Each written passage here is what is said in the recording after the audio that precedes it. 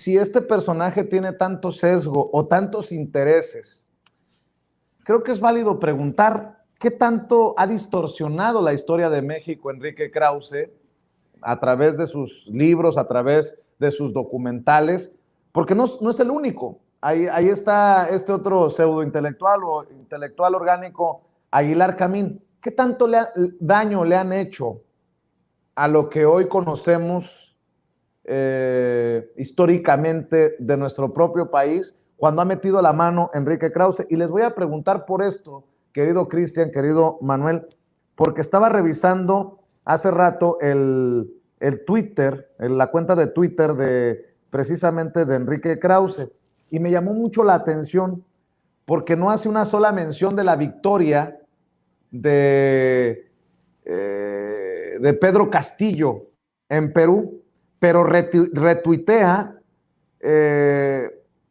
lo que escribe Álvaro Vargas Llosa, quien escribe en redes sociales: en nombre de mi padre y en el mío propio, Keiko Fujimori, saludo tu decisión de aceptar el resultado oficial de los comicios a pesar de las serias dudas que despertó en ti y en millones de ciudadanos.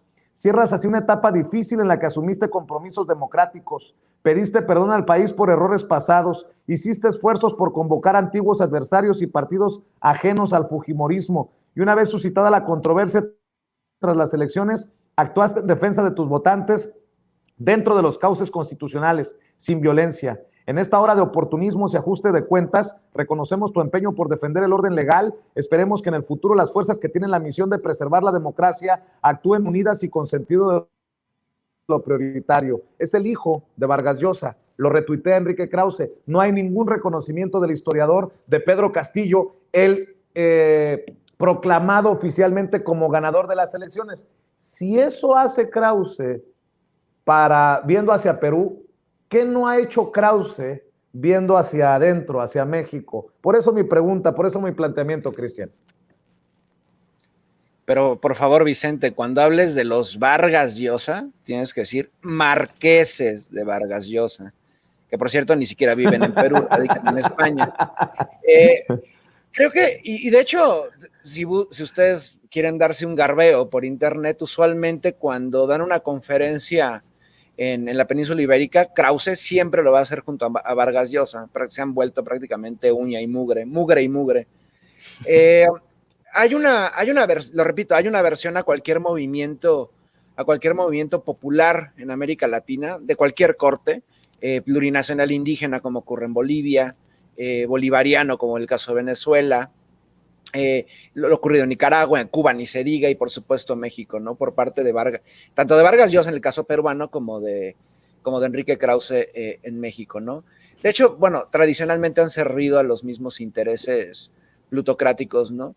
Y como ahorita lo mencionábamos, prácticamente la visión de Krause siempre ha sido dentro de los paradigmas ultraliberales, en el sentido liberal económico, por supuesto, de que el Estado afloje por completo las riendas a la iniciativa privada, y precisamente Krause se ha visto en los últimos 40 años ya como el representante de un sector de esa cultura privatizada, una alta cultura privatizada, porque no hay que confundir cultura, que lo toca todo, con alta cultura, ¿no?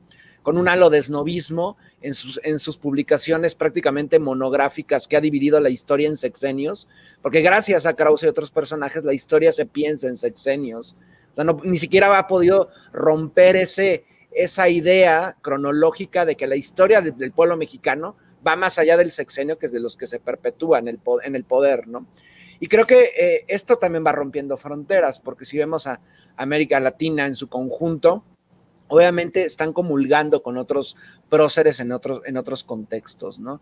Krause, para quien no lo sepa, más allá de las ventas de sus libros, que no son, o sea, realmente no hace bestsellers este hombre se dedica a en primer lugar, vender productos basura a Televisa.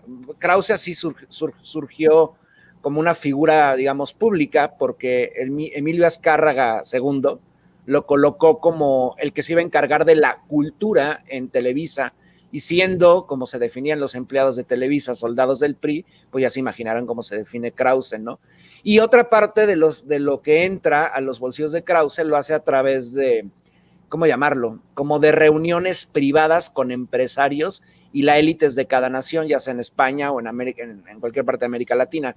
Lo que hace este hombre y otros personajes, por ejemplo, salta este sujeto que es incluso peor que Krause, que es este Martín Moreno, si no me equivoco. Yo no he leído ningún libro, no puedo hablar a profundidad de sus textos, pero sí puedo hacer como, por las críticas que le han hecho, que es incluso va más allá de Krause, que es un nivel de amateurismo. Y también hay que definir que no tiene nada de malo convertirte en historiador sin haber estudiado la disciplina, sin haber sido licenciado en historia, tener un posgrado, no importa. Hay excelentes historiadores que no son historiadores de carrera.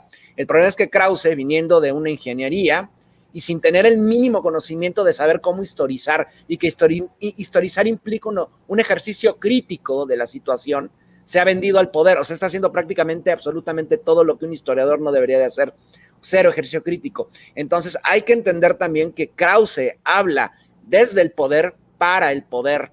Entonces no es por nada que se le pasa dando giras entre las familias más acaudaladas del continente americano, dando conferencias, que en esas conferencias, más allá de un ejercicio de esnovismo donde da nombres y ya saben, como la típica caricatura de Krause que se le dibuja con una copa de coñac, es más bien tratar de dar instrucciones en qué decir y cómo hacer con respecto al devenir de América Latina y concretamente de México, ¿no? Algo parecido a lo que podría hacer Aguilar Camín. Entonces, para mí, lo repito, es una figura ya rebasadísima, pero bueno, a falta de la plutocracia mexicana en este momento, en un periodo crítico, pues tiene que recurrir a estas momias, porque pues, ¿qué van a hacer? Empezar a recoger tuiteros, por ejemplo, como estos influencers de YouTube. Pues lamentablemente es Krause o son estos niños.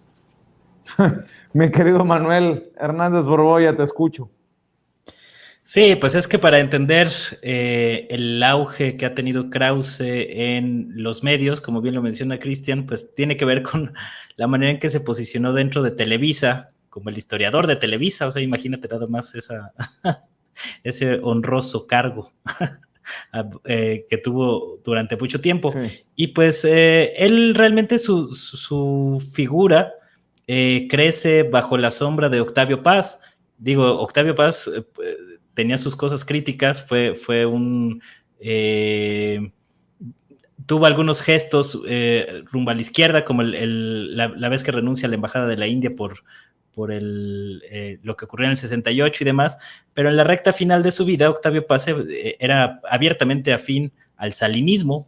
De hecho, la creación del Consejo Nacional para la Cultura y las Artes surgió a raíz de lo que fue Conaculta, y que hoy es la Secretaría de Cultura. Surgió como parte de un acuerdo entre Octavio Paz y Carlos Salinas de Gortari, porque Carlos Salinas de Gortari estaba buscando tratar de ganarse a los intelectuales para construir la legitimidad que no obtuvo en las urnas tras el fraude de 1988. Esto explica, entre otras cosas, la creación del famoso Fondo Nacional para la Cultura y las Artes, el FONCA, a través del cual se le otorgaban becas, en algunos casos, pues hasta 6 periodos, una cosa así, a muchos creadores, artistas, intelectuales, y muchos de ellos pues formaban parte de este grupo encabezado precisamente por Octavio Paz. A la muerte de Paz en 1998, Krause, que le cargaba el portafolios, se queda con el changarro y él se vuelve como el cacique cultural en México, que articula a estos académicos, y lo hemos visto pues claramente con estos asuntos de los desplegados, ¿no? Como estos dos personajes, tanto Krause por un lado y también Aguilar Camín, pues han sido estos articuladores de las élites fifís afines al régimen neoliberal, y eso es lo que le ha permitido a Krause figurar, no necesariamente su obra o su legado, y además de que es impulsado por otros intereses. Krause también es parte de consejos de administración de algunos bancos, entre ellos me parece que es Santander, no estoy completamente seguro de ese dato, pero a final de cuentas pues es un personaje totalmente afín a los intereses también de la corona española. Pues lo vimos hace poco recibir un premio de las órdenes al servicio del rey. Es decir, estos personajes que son muy apapachados por la monarquía española, caso también de la familia Vargas Llosa, pues casualmente son algunos de los principales ideólogos de la derecha latinoamericana, que justamente pues están ahí generando ruido todo el tiempo gracias al acceso que tienen a los medios de comunicación para tratar de posicionar narrativas. Ese es el trabajo de Krause, y lo vimos muy claramente también con este asunto de la Operación Berlín, cómo trataban de imponer una narrativa, con todo y que, como comentaba Ricardo Sevilla ahí también en un tuit bastante llamativo, incluso pues estos grupos han sido beneficiarios del espionaje político que ha habido en México en los años previos, con grabaciones comprometedoras que les facilitaban quienes realizaban estas intervenciones de las telecomunicaciones y demás. Entonces, pues es llamativo la manera en que Krause se convirtió por excelencia en el intelectual orgánico de la derecha mexicana, que como bien lo diría Gramsci, pues la labor de un intelectual orgánico es tratar de generar información, generar discursos, generar narrativas, con el fin de que sea más fácil la dominación de las élites sobre los sectores populares u oprimidos. Entonces es la labor de Krause, y pues la había estado desempeñando con cierto éxito hasta el 2018, porque ya se desfondó completamente la derecha por condiciones históricas, y pues parte de la debacle de la derecha mexicana se explica muy bien en estos disparates retóricos de Krause, como este asunto de la dictadura plebiscitaria y demás. ¿Por qué no les propongo cerrar con